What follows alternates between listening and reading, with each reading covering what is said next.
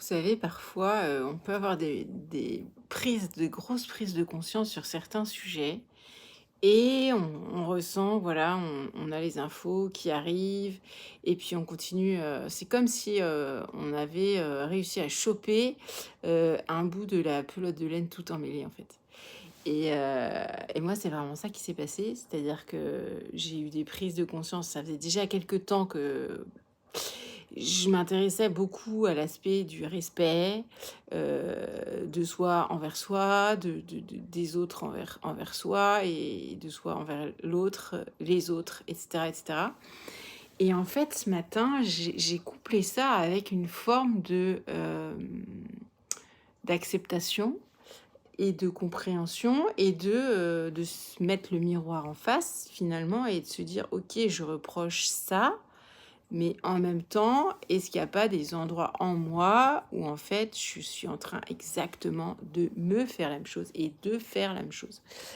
Et en fait, au fur et à mesure, je me suis dit: «Mais oui, mais en fait oui, mais en fait oui, mais en fait oui».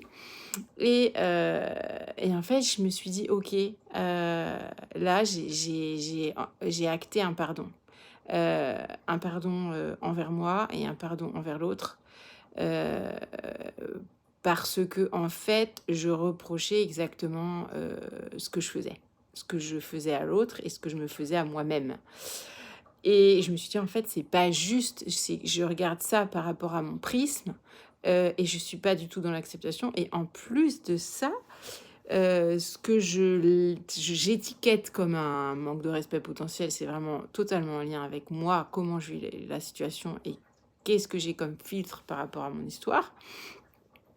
Et du coup, c'est vraiment moi qui labellise ça comme ça, OK, je le vis comme ça et je dis pas que c'est pas vrai parce que c'est ma vérité puisqu'elle elle a été ressentie comme ça et comme telle et en me faisant souffrir. Donc ça existe, hein, je vais pas renier ça, mais c'est mon filtre en fait qui fait que, je labellise sous, ce fameux manque de respect.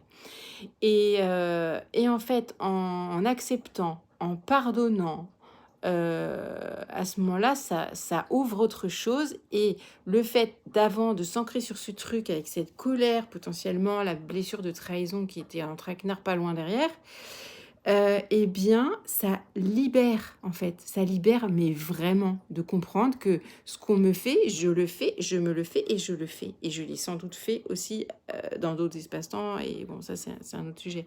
Mais donc voilà, juste amener de la paix et ça fait le plus grand bien. Voilà.